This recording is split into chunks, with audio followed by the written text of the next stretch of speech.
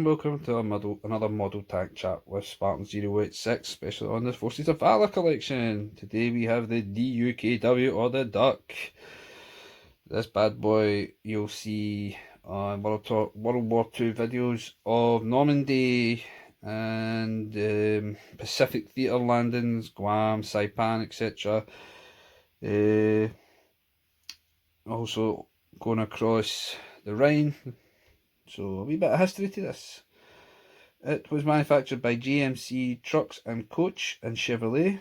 The engine is a GMC Model 270, which produced 91 horsepower. Total produced throughout World War II was between 1942 and 1945 was 21,147. It was built on the 2.5 ton CCKW truck and had 6-wheel drive. So if you've watched the previous versions on the Deuce and a Half, you'll remember that there was a short wheelbase version of the Deuce and a Half, and that's what it's based on. The Duck was designed by Rob Stevens Jr. of Sparkman and Stevens Company. He was a British sailor. He was a former British sailor who was a resident in the US. He used to do deep water sailing, so he had an understanding of nautical ways. And it was also, the other man involved in this was Frank W. Spear of MIT, which is the Massachusetts Institute for Technology University in, obviously, Massachusetts. They came up with this idea after proposals were put forward. They put this in and it proved successful.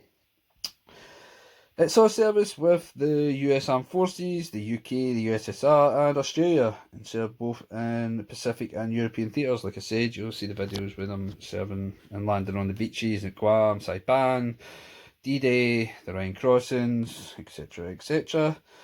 It was first used on Operation Husky, which, if you know, was the Allied invasion of Sicily. Like I've said before, it was used on D-Day, of Veterable, of Lumber, Saipan and Guam. It went on to serve in Korea, in the Malayan Emergency, and in the Indonesian-Malaya confrontation. So this was a workhorse of forces, and it proved itself invaluable. As you see, this model, very, very good. You can see the weathering, you can see everything. It is just perfect. It's got a very realistic look to it, and overall it is one I would recommend getting for the collector's item. There's not a lot to it though, but it is still a good one to have, especially if you're a keen model collector. It is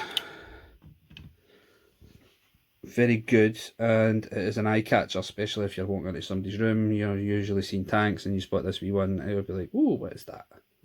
And then if they know their history, they'll give you a wee bit in depth to it. If they don't, you might want to look it up. Now, it's not going to be a long video, obviously not a lot to talk about, but overall, like I said before, this was the one of the backbones to the invasions of Europe, obviously Pacific as well. It was good for getting guys ashore. It was also good for bringing supplies, etc., getting the winded out if need be. There was a lot of things you could do with this once it came ashore. Obviously, it wasn't just drive up the beach, park it, and then get out and walk away.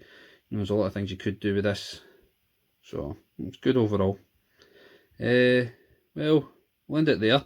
Again, if you're liking the videos, hit the subscribe button, hit the like button. Anything you want to see, talk about, also put it in the comment section, and I'll see if I've got it and I'll get a video up. Until then, have a great one. Bye bye.